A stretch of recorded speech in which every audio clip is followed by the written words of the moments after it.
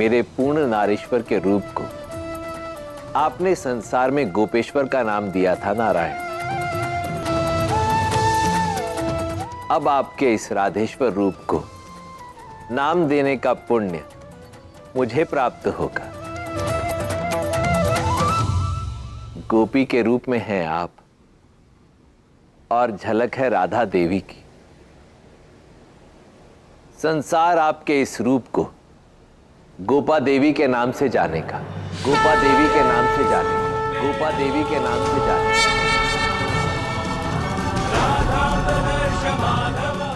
अब अनुमति दे आराध्य। आप अनुमति के नहीं, धन्यवाद के पात्र हैं महादेव।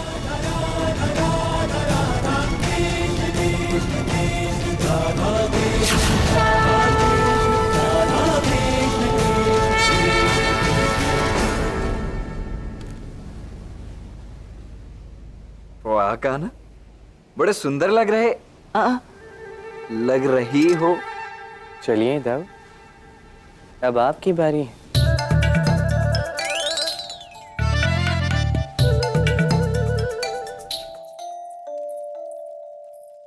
मैया।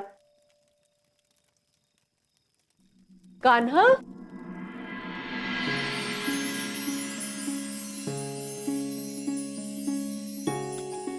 राधा,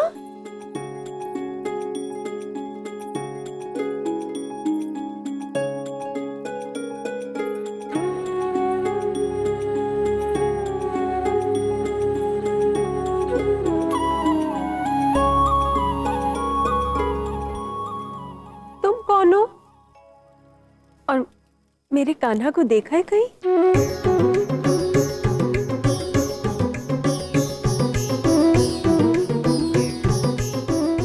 कान्हा?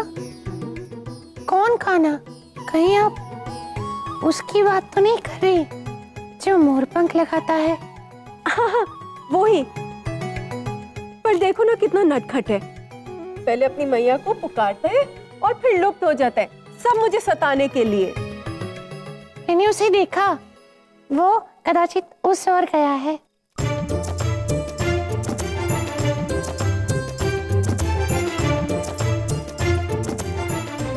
वो बालक तो बड़ा ही मोहक है, बड़ी मीठी बांसुरी बजाता है। उसको आपके हाथ का बना माखन बहुत ही प्रिय है। और हाँ, कहता है कि वो आपसे बहुत प्रेम करता है।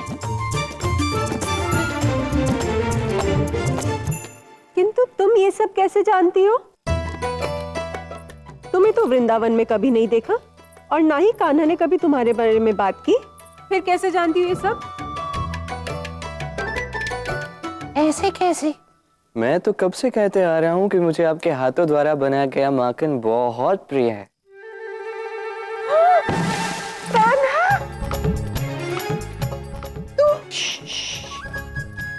अब कान्हा नहीं, गोपा देवी कहो। ये है आपके कान्हा का गोपा देवी रूप, ताकि मैं बरसाना जा सकूं।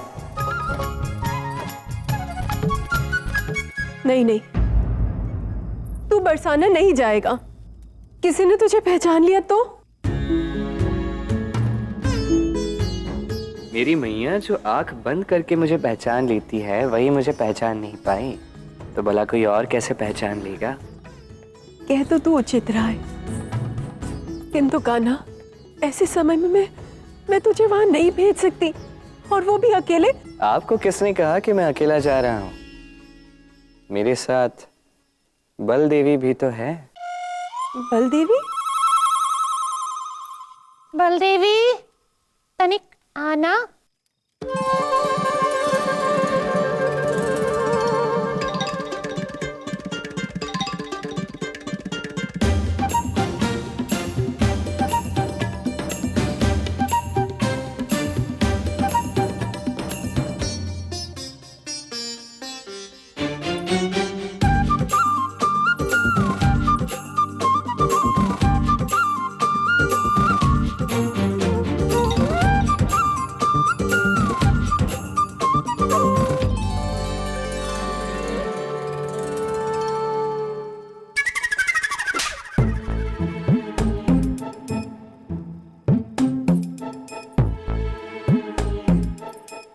जीजी, ये कन्याएं कौन है? समझो हमारी पुत्रियां हैं।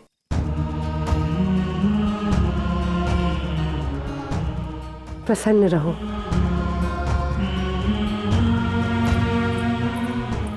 आज्ञा दीजिए मैया।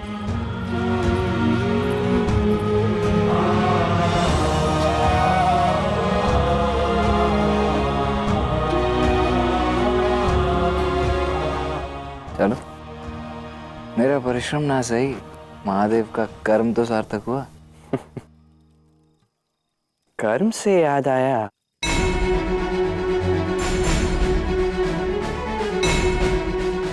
मैया आप मेरे लिए एक काम करोगी?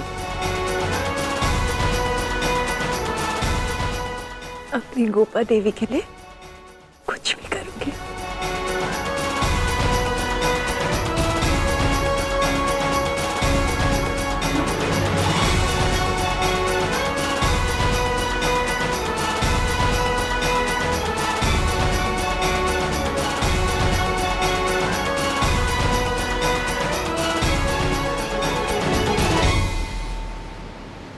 नंद ने कृष्ण और बलराम को ननिहाल भेज दिया है।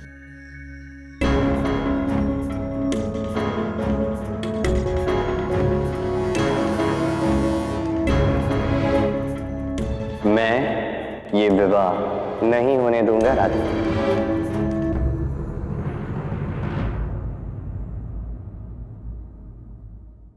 मुझे तो विश्वास ही नहीं हो रहा कि मैं उस कृष्ण जैसे व्यक्ति से प्रेम कर बैठी, जो स्वयं अपनी बात का मान नहीं रख सकता।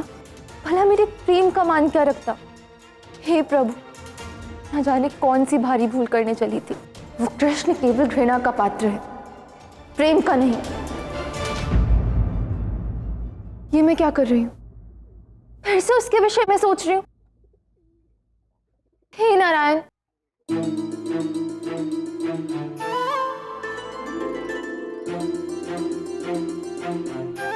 कदाचित इसलिए क्योंकि तुम मुझसे इतनी घृणा करते ही नहीं राधे। कृष्ण,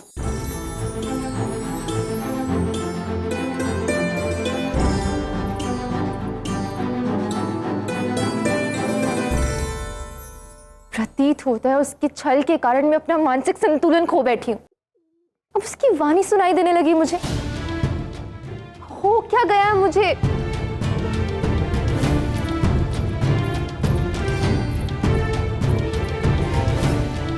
अच्छा हुआ, मैं यही चाहती थी कि वो सदैव के लिए दूर चला जाए।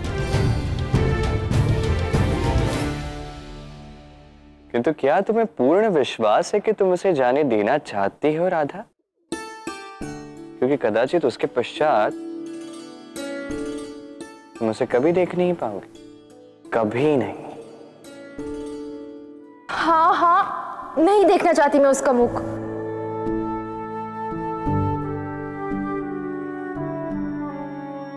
रूठो जो तुम तो मनाऊं मैं, तुम हंस दो तो मुस्काऊं मैं। तुम बिन मुझे कुछ भाए ना, जहाँ देखूं तुमको ही पाऊं मैं।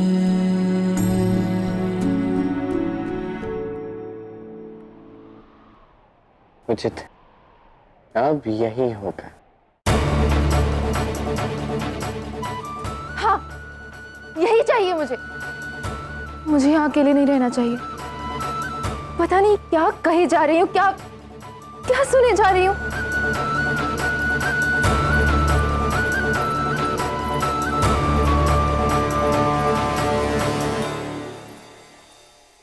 तुम्हारी इच्छा मेरे लिए आदेश है। अब तुम मेरा मुख केवल तभी देख पाओगी जब तुम देखना चाहो।